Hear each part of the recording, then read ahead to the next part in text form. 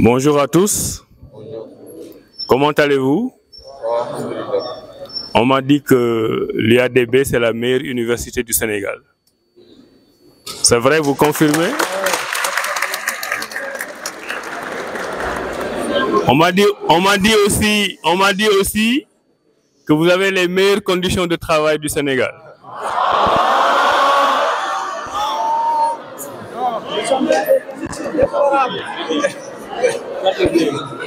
Bon, c'était un sondage. C'était un sondage. Ce que je veux vous dire, d'abord vous remercier de l'accueil.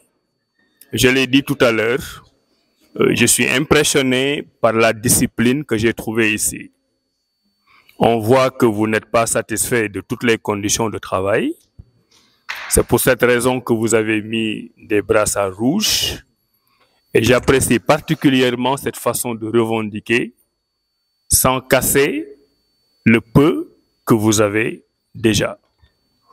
Vous vous êtes adressé à moi avec beaucoup de respect et de considération. J'ai entendu vos problèmes. Je suis en train d'en discuter avec vos autorités. Ce que je peux dire ici aujourd'hui, c'est que les problèmes de l'UADB, en tout cas ici à Ngoundiane, se voient à l'œil nu. On les voit.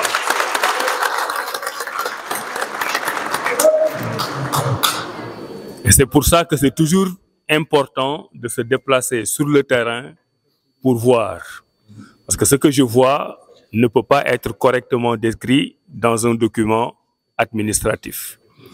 Je peux vous garantir que vous méritez mieux et que nous allons travailler à que vous soyez dans de meilleures conditions de travail. Maintenant, il faut nous laisser avec vos autorités discuter entre grandes personnes parce qu'eux aussi ont des problèmes. Eux, ils ont eu aujourd'hui la politesse, je vais dire, de ne pas mettre des brassards rouges parce que ce sont eux qui m'accueillent, mais je sais qu'ils ont des problèmes. Et nous sommes aussi en train de parler de leurs problèmes.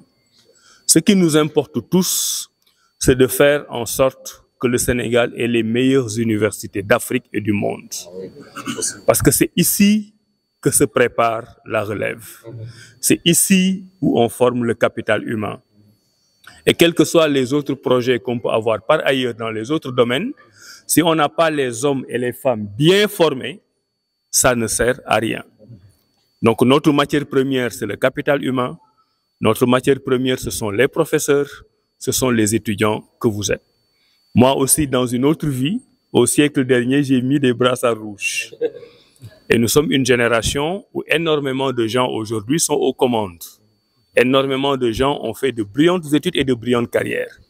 Donc, quelles que soient les difficultés que vous avez, sachez que ce sont des difficultés passagères et qu'à force de courage et d'abnégation, vous allez tous finir par réussir.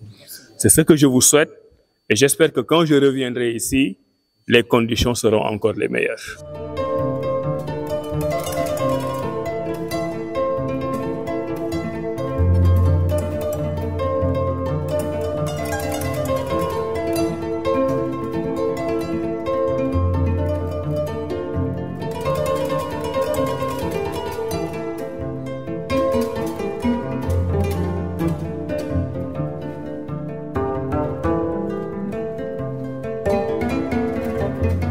Juste vous passer un message. Je suis en train de visiter et j'ai vu, comme disait l'autre, de mes propres yeux vus, ce qu'on appelle vu les problèmes auxquels vous êtes confrontés. Mais mon message, c'est que ce n'est pas un problème uniquement pour les étudiants. Vos professeurs ont des problèmes.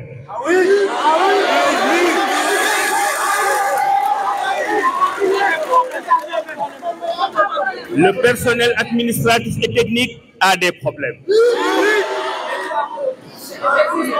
Cela montre que les choses ne sont pas visées contre les étudiants, mais il y a un problème global que nous allons essayer de résoudre.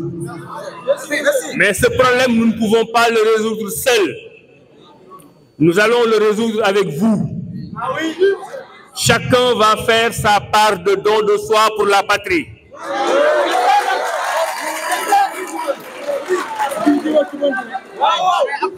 L'actuel gouvernement, avec les instructions du président de la République, Bassirou Faye, avec les instructions du Premier ministre,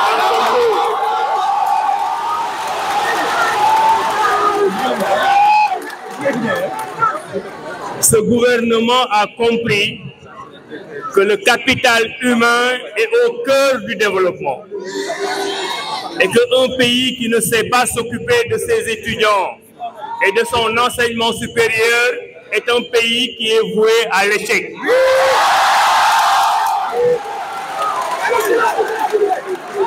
Donc nous allons mobiliser toutes nos énergies pour que vous soyez dans d'excellentes conditions de travail. Est-ce que je peux compter sur vous? Oui. Est-ce que je peux compter sur vous? Oui. Est-ce que je peux compter sur vous? Oui. Alors vous pouvez compter sur moi. Et vive le Sénégal et vive la République. Donc j'ai effectué une visite très intéressante à l'université Alioune Diop de Bambey. Nous avons commencé par le site de Ngoundiane. Nous avons passé pratiquement toute la journée à Bambey. Et bien qu'il fait nuit, nous allons continuer pour visiter Diourbel, pour avoir une vision globale des problèmes qui sont posés. Alors, nous avons aussi rencontré tous les acteurs, le rectorat, le conseil académique, le conseil d'administration, les personnels administratifs, techniques et de services, les syndicats, les enseignants, les étudiants. Et globalement, ce sont les mêmes problèmes qui sont posés par tous les acteurs. On peut en choisir un certain nombre qui nous ont semblé les plus saillants. Le premier problème, c'est le fait que l'université n'ait pas un budget suffisant. Et le fait qu'il n'ait pas un budget suffisant dénote sur la qualité des services donnés à l'université Alioune Diop de Bambey. On nous parle d'un déficit qui irait jusqu'à 2,5 milliards par année. Je précise que les autres universités ont aussi le même problème, mais cela ne nous empêchera pas de chercher des solutions pour les mettre dans les meilleures conditions de travail. Parce qu'au début de l'année et au moment de voter les budgets, nous savons tous que le budget qu'on leur a alloué est suffisant. C'est connu, c'est assumé. Mais nous savons tous aussi qu'en cours d'année, nous avons l'obligation de trouver des solutions de rallonge budgétaire pour permettre à l'UADB et aux autres universités de fonctionner. Un deuxième problème qui nous a paru important, et on en a parlé par ailleurs, c'est le chevauchement des années académiques qui ont des conséquences financières, sociales, économiques et académiques désastreuses. Depuis une dizaine d'années, le Sénégal n'a pas une année académique normale. Nous avons discuté avec tous les acteurs. Nous allons mettre en place un dispositif qui nous permette, dans les quelques mois à venir, à orienter les étudiants correctement, à rétrécir les semestres, à corriger les copies dans des délais corrects pour espérer revenir à un calendrier académique normal. Nous en avons discuté avec tous les acteurs et nous avons senti leur enthousiasme à vouloir nous accompagner dans ce projet. Le troisième grand point, et qui est le dernier, c'est la question des chantiers. Parce que toutes les revendications qui ont été faites par les acteurs reposent sur le fait qu'il n'y a pas assez de salles de classe, il n'y a pas assez de laboratoires, pas assez d'amphis, pas assez de bureaux. C'est de la responsabilité du ministère de l'Enseignement supérieur de mettre ces espaces et ces infrastructures à la disposition des universités. Et de ce point de vue, le constat est clair, l'UADB est très en retard en matière d'infrastructures.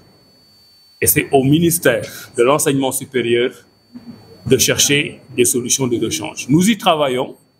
Il y a des chantiers qui vont être finalisés assez rapidement pour être mis à la disposition de l'université. Il y a des chantiers qui sont complètement à l'arrêt pour des raisons que nous sommes en train d'explorer. Toujours est-il que l'un dans l'autre, nous allons mettre en place un dispositif qui nous permettra assez rapidement de résorber en urgence ce déficit en infrastructure. Il s'y ajoute qu'il y a aussi un déficit de professeurs. Donc si vous prenez les différents éléments dont j'ai parlé, un déficit budgétaire qui pourrait être comblé assez rapidement, le recrutement de professeurs qui sera organisé sous forme de plan sur lequel nous travaillons, des infrastructures qui seront soit livrées ou en tout cas initiées pour que le déficit soit comblé. Si on met tout ça ensemble, on revient à un calendrier économique, académique du moins, qui permette à l'université de fonctionner correctement.